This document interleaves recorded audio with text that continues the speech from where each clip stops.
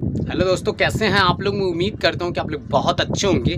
दोस्तों, आज की ये जो वीडियो रहेगी ये बहुत ज़्यादा इसमें जानकारी भी आप सभी लोगों को मिलेगी और ख़ास करके बहुजन समाज की जो बहन बेटियां हैं, इस देश की जो बहन बेटियां हैं, वो ज़रूर इस वीडियो को देखें। तो सबसे पहले जो मेरी बात रहेगी साथियों, आज से कुछ समय पहले एक ऐसा ज़माना होता था जो हमारे समाज की जो बहन बेटियाँ होती थीं, अगर उनकी शादी होती थी, शादी होने के बाद वो ब्राह्मणों के घर जाती थी। और सबसे पहले आपको बता दूं कि जब उनकी शादी हो जाती थी और वो अपने ससुराल से जब अपने मैके से निकलकर ससुराल के लिए जाती थी, तो ससुराल में जब वो जाने से पहले जो वहाँ के राजा होते थे, जो वहाँ के ब्राह्मण होते थे और जो वहाँ के जो बड़े लोग होते थे, सबसे पहले वो लड़कियाँ उनके पास जाती थी और जाने के बाद 3 रात रहती थी और 3 रात रहने के बाद वो लोग फिर अपने पति के पास जाते थे। ये शूद्र लोगों की ये हालत थी।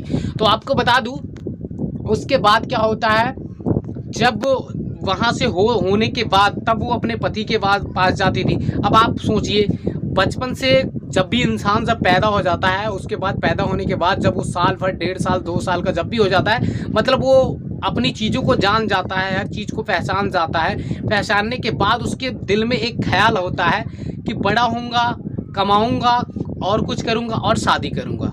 ठीक है, सबसे पहले हर किसी के दिल में ये ख्याल होता है। और जब होने के बाद जब वो बड़ा हो जाता है, उसके बाद जब उसकी शादी होती है, तो उसकी जो बीवी होती है वो 3 रात दूसरों के घर पे रहती है। तो आपको बता दूं, ये पहले ज़माने की बात है, लेकिन और भी मैं बता दूंगा कि इस ज़माने में क्या हो रहा है।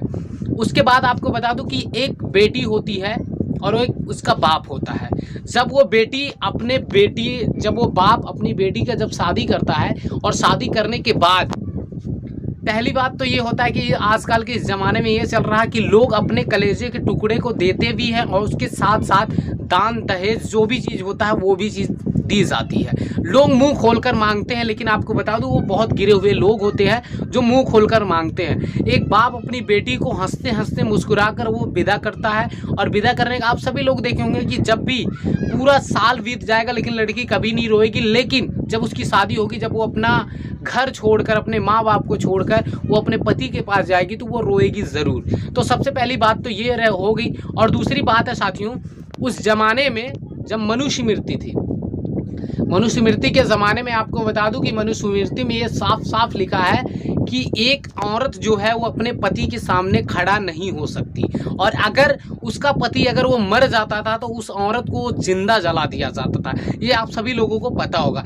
लेकिन अब आपको बता दूं कि भारत के अंदर वो कोई अवतार लेकर पैदा नहीं हुए, वो अपनी माँ के कोख से ही पैदा हुए। उन्होंने उतना संघर्ष किया और इस देश के लिए इतना संघर्ष किया।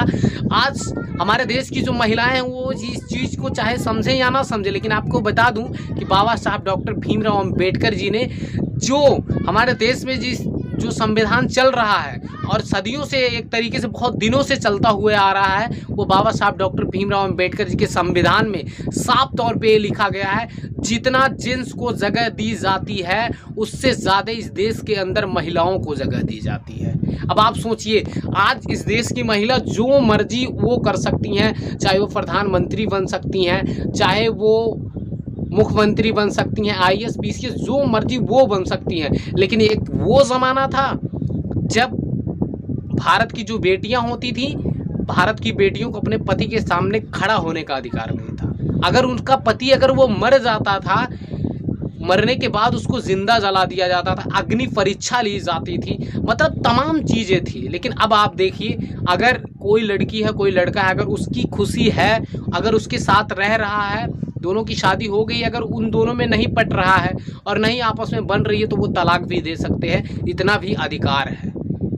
लेकिन एक ज़माना वो था। तो इस चीज़ को समझना चाहिए कि बाबा साहब डॉक्टर भीमराव अंबेडकर जी ने हमारे इस देश को क्या दिया और भारत की महिलाओं को क्या दिया। ये पूरे हमारे बहुजन समाज के लोगों को और पूरे भारत की महिलाओं को इस बात को ज़रूर समझना चाहिए साथियों।